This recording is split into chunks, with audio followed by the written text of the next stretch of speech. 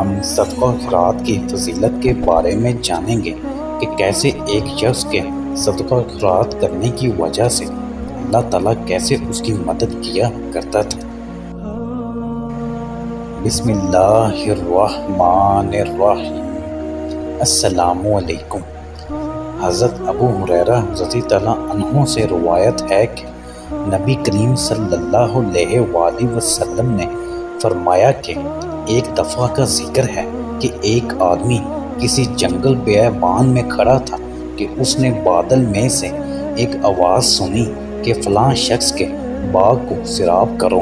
چنانچہ وہ بادل وہاں سے چلا اور کالی پتھریلی زمین پر اپنا پانی جا کر انڈیل دیا۔ پھر نالیوں میں سے ایک نالی نے سارا پانی جمع کر لیا۔ وہ آدمی اس پانی کے پیچھے پیچھے گیا تو دیکھا کہ ایک شخص اپنے باغ میں موجود ہے اور اپنی کدال سے پانی کو آگے پہنچا رہا ہے۔ اس نے اس شخص سے پوچھا کہ تیرا کیا نام ہے؟ تو اس نے وہی نام بتایا جو اس نے بادل میں سے سنا تھا۔ پھر اس شخص نے پوچھا کہ اے بندہ خدا، تو میرا نام کیوں پوچھتا ہے؟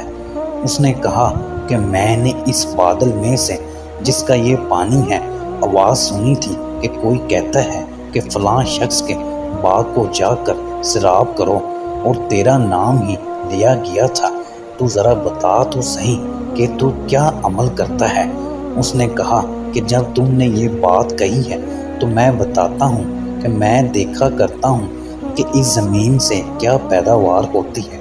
اس پیداوار کا تہائی حصہ تو میں صدقے میں دے دیتا ہوں اور ایک تہائی میں خود کھاتا ہوں اور میرے اہل و عیال کھاتے ہیں اور ایک تہائی اسی زمین میں لگا دیتا ہوں۔ فوائد و حدیث۔ ضرورت مند لوگوں پر صدقہ خیرات کی فضیلت معلوم ہوا کہ مسکینوں اور مسافر لوگوں کے ساتھ نیک سلوک کرنا چاہیے۔ ہاتھ کی کمائی کی فضیلت ثابت ہوئی۔ اہل و عیال پر خرچ کرنے کی فضیلت معلوم ہوئی۔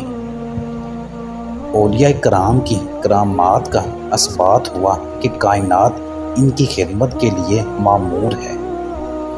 زراعت اور کاشتکاری کی فضیلت معلوم ہوئی کہ یہ افضل ترین پیشہ ہے۔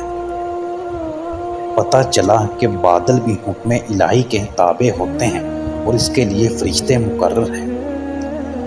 اللہ تعالیٰ ایسے بندے سے محبت کرتے ہیں جو ہر حقدار کا حق ادا کرتا ہے اور اپنے معاملات میں توازن قائم رکھتا ہے۔ مومن بشر رہتے ہوئے بھی کبھی کبھی فرشتوں کی آواز کو سن لیتا ہے۔ ویڈیو کو زیادہ سے زیادہ لائک اور شیئر کریں اور ہمارے چینل کو سبسکرائب بھی کریں اور بیل کے بٹن کو پریس کر دیں تاکہ اس طرح کی مزید اچھی ویڈیو آپ تک بر وقت پہنچ سکیں۔ اللہ حافظ۔